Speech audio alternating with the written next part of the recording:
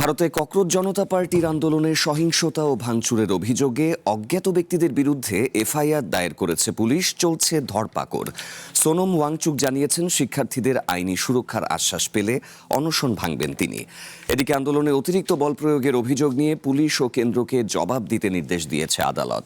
তবে সরকারের চাপ উপেক্ষা করেই দিল্লির যন্তর মন্তরে প্রতিবাদ অব্যাহত রাখার ঘোষণা দিয়েছে ককরোচ জনতা পার্টি। ককরোচ আন্দোলনের তীব্রতায় চাপ বাড়ছে মোদি সরকারের উপর। বিরোধী দল এবং একের পর এক সংগঠন সমর্থন দেয় আন্দোলন তীব্র হচ্ছে। বুধবারও দিল্লির যন্তর মন্তরে হাজারো বিক্ষোভকারী জড়ো হয়। দিল্লির পাশাপাশি মুম্বাই, বেঙ্গালুরুতেও মোদি সরকারের বিরুদ্ধে বিক্ষোভ হয়েছে। পাটনায় আন্দোলনকারীদের উপর টিয়ার শেল এবং জলকামান নিক্ষেপ করেছে পুলিশ।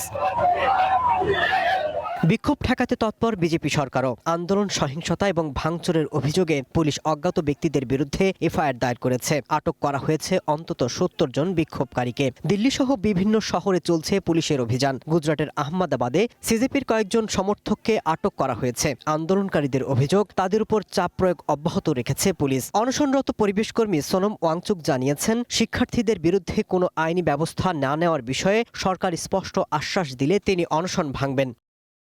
শিক্ষামন্ত্রী ধর্মেন্দ্র প্রধানের পদত্যাগের দাবিতে বুধবারও পার্লামেন্টে বিক্ষোভ করে বিরোধী দলগুলো। শিক্ষার্থীদের সাথে সুর মিলিয়ে এই দাবি জানানোর পাশাপাশি বিরোধী সংসদরা পার্লামেন্টের ভেতরে ঢুকে অধিবেশন মুলতবি করতে বাধ্য করেন। রাহুল গান্ধীর অভিযোগ, ১০ বছরে পাবলিক পরীক্ষায় ১৫২টি প্রশ্নপত্র ফাঁস হলেও কেউ গ্রেপ্তার হয়নি। আর এ জন অসন্তোষের দায়ভার মোদি সরকারকেই নিতে হবে বলেও মন্তব্য করেন তিনি। ভারতের শিক্ষা ব্যবস্থা একটি কারচুপিতে ভরা পদ্ধতি হয়ে উঠেছে। মোদির প্রধানমন্ত্রিত্বের শেষ ১০ বছরে কেন্দ্র ও রাজ্য স্তরের বিভিন্ন পরীক্ষায় ১৫২ বার প্রশ্ন ফাঁসের ঘটনা ঘটেছে। তার ফলে ক্ষতিগ্রস্ত হয়েছেন ৭.৫ কোটি পরীক্ষার্থী।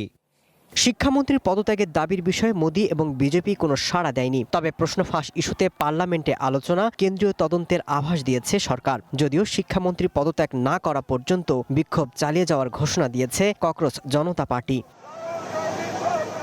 Masud Rana, one international desk.